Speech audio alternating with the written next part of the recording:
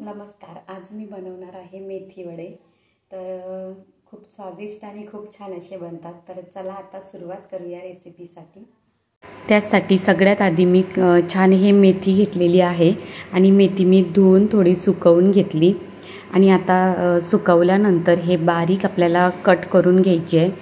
जर बारीक त्याचे देठ असतील तर ते त्याच्यामध्ये घेतले तरी पण चालेल, पण जास्तच का जाडसर असतील तर ते आपल्याला काढून टाकायचे आहेत. आणि जशी मी हे बारीक कापलेली आहे अशा प्रकारे पूर्ण बारीक छान कट करायची. आणि मेथी कट करून झाल्यानंतर मी आता खलबत्त्यामध्ये छान ठेचा करून घेणार आहे.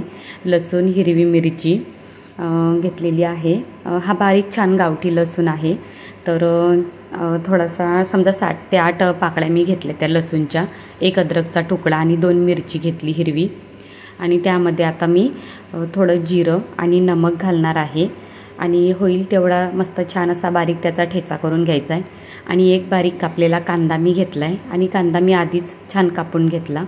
ठेचा पण आता माझा बनवून झालेला आहे. सगळ्यात आधी मी हे गव्हाचं पीठ घेतलं आहे 1 कप आणि अर्धा कप मी तसंच त्यामध्ये ज्वारीचं पीठ घेतलं आहे. तुम्हाला लागलं तर पीठ तुम्ही चेंज पण करू शकता, बेसन पीठ किंवा आणखी कुठलं पीठ वापरू शकता. तसंच मी आता त्यामध्ये कुटलेली लाल मिरची, धनिया पावडर आणि हळद घातलेली आहे. 2 छोटे चम्मच मी त्यामध्ये तीळ घातले आणि 1 चम्मच मी ओवा घातला. आवश्यकतेनुसार मी थोडंसं नमक घातलं, थोडं ठेच्यामध्ये पण आधी घातलेलं होतं म्हणून.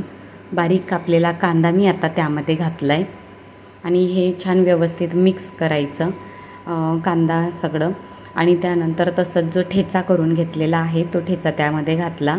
मेथी पण मी घालून घेतली आणि सगळं एकदम व्यवस्थित मिक्स केलं. सगळे मसाले वगैरे आणि ठेचा सगळीकडे पिठाला आणि ते मेथीला सगळीकडे लागला पाहिजे त्यासाठी. हे मिक्स झाल्यानंतर मी छोटे 2 चम्मच मी त्यामध्ये तेल घातलं. तेल पण मिक्स करून घेतलं. मिक्स झाल्यानंतर थोडं थोडं पाणी घालून मी हे पीठ छान असा गोळा भिजवून घेतला. पहिले तर मी अर्धा कपच पाणी घेतलं, त्यामधलं पण माझं 3 ते 4 चम्मच पाणी उरलेलं आहे. थोडं थोडं घालूनच भिजवायचं म्हणजे परफेक्ट गोळा होतो, जास्त पातळ नाही आणि जास्त घट्ट पण नाही. बघा मीडियम असा बरोबर गोळा रेडी झालेला आहे. तुम्ही याला वडे म्हणू शकता किंवा तुम्ही कटलेट पण म्हणू शकता तुमच्या आवडीप्रमाणे.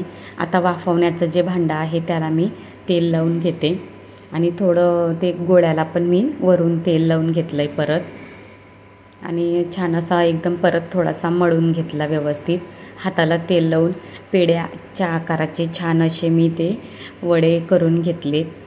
जास्त जाड नाही ठेवायचे, जास्त बारीक नाही, मीडियम मस्त करायचे असे. तुम्हाला जर वाटलं तर तुम्ही यामध्ये बेसन पीठ, तांदळाचं पीठ किंवा बाजरीचं पीठ घातलं तरी पण खूप चवीला छान येतील.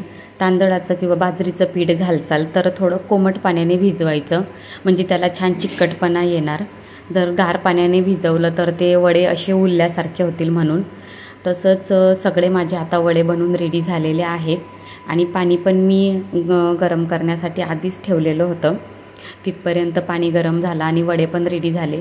2 एक्स्ट्रामध्ये वडे होते ते त्याच्यावरच ठेवले आणि मस्त सगळे वडे रेडी झाल्यानंतर 10 ते 12 मिनिटे मस्तपैकी मी वाफवून घेतले.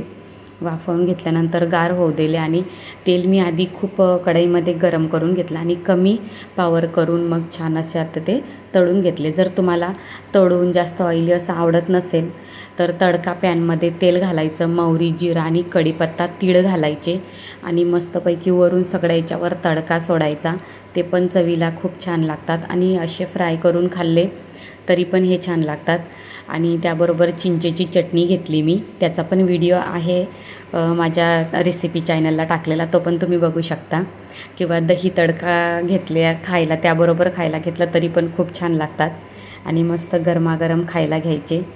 तुम्ही पण अशा छान छान नवीन रेसिपी बघत राहा, बनवत राहा. माझ्या चॅनलला लाईक करा, सबस्क्राईब करा आणि पुन्हा भेटूया छान अशाच नवीन रेसिपी बरोबर. बाय.